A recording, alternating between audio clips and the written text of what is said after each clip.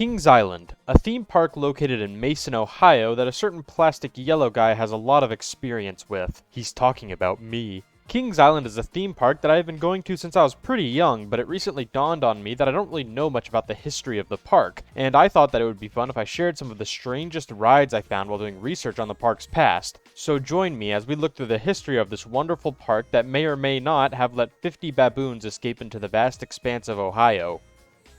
Twice. So the first few rides we are going to be covering don't have some strange story or tragic reason for their closure. These rides are just more interesting to me than anything else. If you have been to Kings Island at any point in recent time, then you would know that they don't really do many slow or story-themed rides. Like most Cedar Fair parks, their main focus is to deliver new and exciting roller coasters. But there was a time when Kings Island had their fair share of, well, Disney knockoffs. That isn't to say that they were bad rides, it was just clear that they were trying to go for a similar feel to some of the older Disney rides. The first one we will be talking about is Enchanted Voyage, which is pretty similar to It's a Small World as you ride through a bunch of different scenes as the main theme loops over and over again. But this ride was created in collaboration with Hanna-Barbera, whose characters used to appear at Kings Island. They were responsible for a lot of the cartoons that were airing during this time, and those characters are basically the main focus of the ride. The ride starts off with you entering through a giant TV that is presumably transporting you to the cartoon world. After that, it's pretty hard to tell exactly what's going on, because video cameras in the early 70s to early 80s were not quite optimized for recording dark theme park rides. Occasionally you can see a character here and there are a bunch of different settings the ride takes you through before the big finale in a giant circus room with a bunch of cartoon characters where you promptly exit through the mouth of a clown. This ride operated from the park's opening to 1984, where the ride was eventually re-themed around the Smurfs. Renamed to Smurfs Enchanted Voyage, very creative, this ride takes you through what I presume to be a pretty typical Smurfs story. I don't really know, I never watched the show. The ride starts with the Smurfs singing the Smurf song, you know exactly what I'm talking about, and we see an interesting looking Gargamel. Later on he captures the Smurfs while the Dracula music plays, until they are free all of a sudden and it's Christmas now. Both of these rides are very interesting, especially looking at them from how the park is now. We just don't really see many rides like this at Kings Island, so it is really cool to look back at a time where they were making rides like this. But this ride wasn't replaced by a roller coaster or any other thrill ride. It was actually replaced by another dark ride.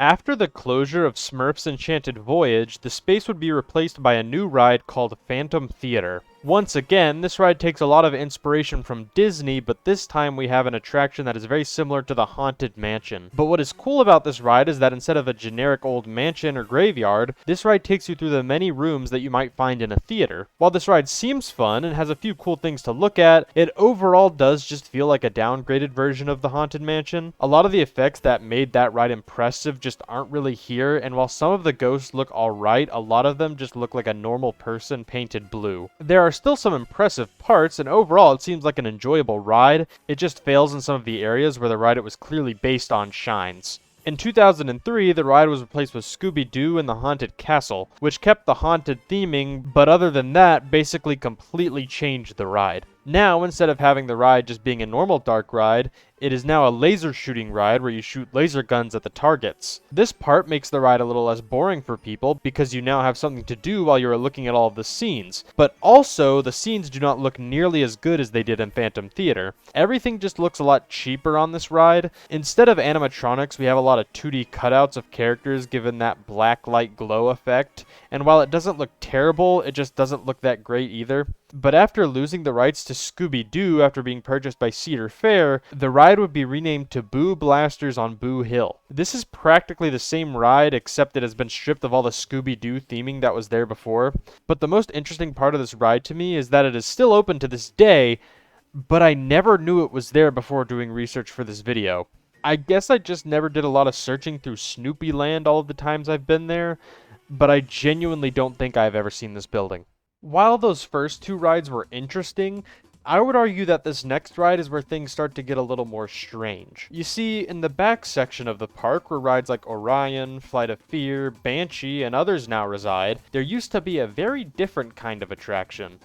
In 1974, Kings Island opened a new attraction called Lion Country Safari. If you're not familiar with that name, they did rename it to Wild Animal Safari and then to Wild Animal Habitat. This ride was like nothing Kings Island has done before or after it. You rode in a fairly large monorail system through a 2-mile track that would allow guests to see over 300 real live animals. If I could compare this to anything, I would say that it's like Disney's Safari ride in Animal Kingdom. But to give credit to Kings Island, this does predate that ride.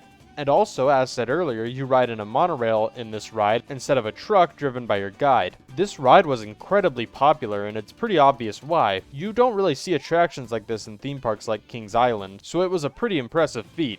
But this is a theme park attraction that featured real wild animals, so I don't think that it is a surprise to anyone that there were incidents. 3 months after the ride opened, a 2-year-old lion escaped the enclosure and was found dehydrated. Then, 2 years later, 50 baboons escaped over the fence by jumping off of each other's backs, and it took them a week to try and round them all up and bring them back to the enclosure.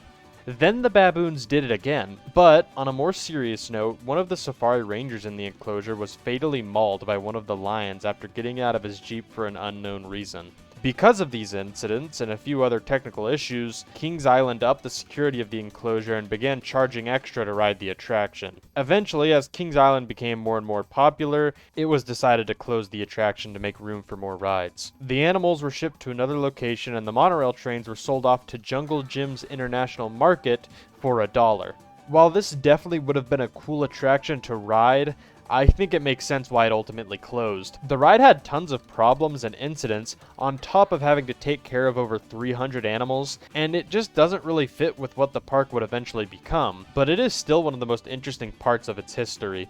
After the closure of Wild Animal Habitat, many rides and coasters would go in the area where it once stood, but one of the most interesting coasters to take up that space was none other than Son of Beast. For any of those unaware, the Beast is a wooden coaster at Kings Island and has been operating since 1979. The coaster still holds the record for the longest wooden roller coaster, and on top of all of that, it's just a really good ride, and it is one of Kings Island's most famous attractions. But in the year 2000, while Kings Island was under the helm of Paramount, they decided to capitalize on the popularity of the Beast by doing the only thing big movie studios like Paramount know to do: make a sequel.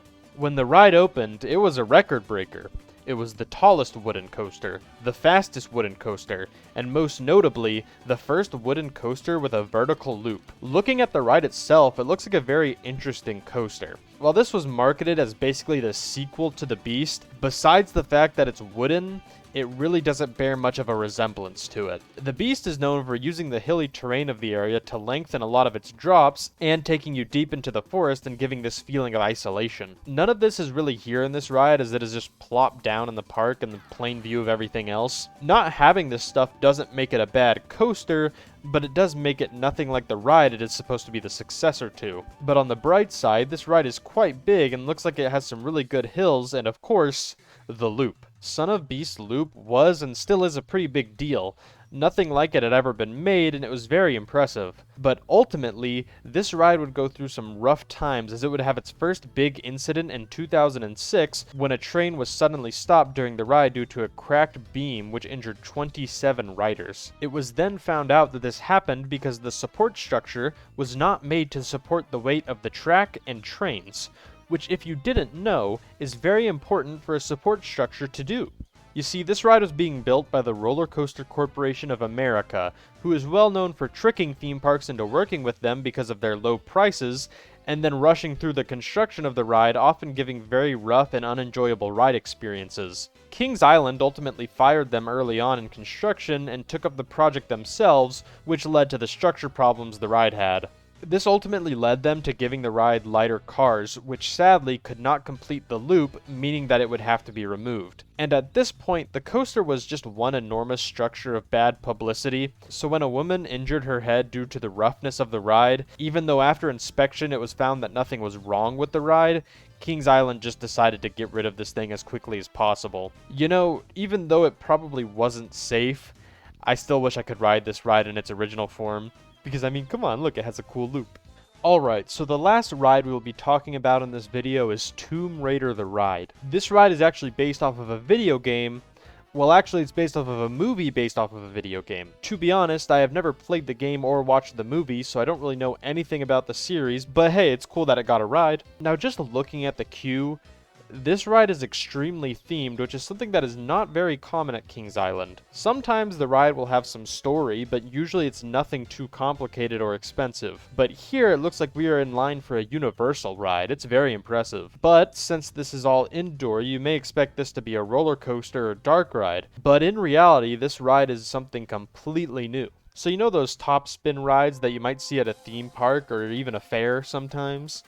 Well, imagine one of those, except that it is absolutely ginormous and placed inside of a heavily themed building. That is what the Tomb Raider ride was. I mean, just looking at video footage of it looks awesome, and it really sucks that it's no longer around. I don't even really have a whole lot to say except that there aren't really any rides like this, and that it is such a creative and fun concept. And this isn't even a Son of Beast situation where the ride had a bunch of problems. This ride functioned perfectly fine and was really only closed because of licensing issues. This ride was made during the time that Paramount owned the park, which is what allowed them to use the Tomb Raider property. So once they sold off the park, the ride had to be changed to remove all Tomb Raider theming. You see, with rides like Top Gun, that was no problem. The only thing tying that ride to the movie was a label on the carts. But with a ride like Tomb Raider, the brand was so etched into the ride that once it was removed, it just wasn't the same, and on top of this, they made a bunch of other changes that just made the ride worse. Eventually, they closed down the ride, and the building has just sort of been left empty, except for when they use it for Halloween events. With a lot of these rides, it was really sad to see some of the things I missed out on. But also, it does make sense why a lot of them aren't there anymore, or why I didn't even know they were still around. Most of these rides just don't really fit the park that Kings Island has become, or just weren't built properly. But it was still really fun learning about these rides, and what eventually became of them, or what impact they left on the park. But hey, maybe next time I'm there, I'll finally take the time out of my day to ride Boo Blasters. Just kidding, I'm probably going to ride literally anything else.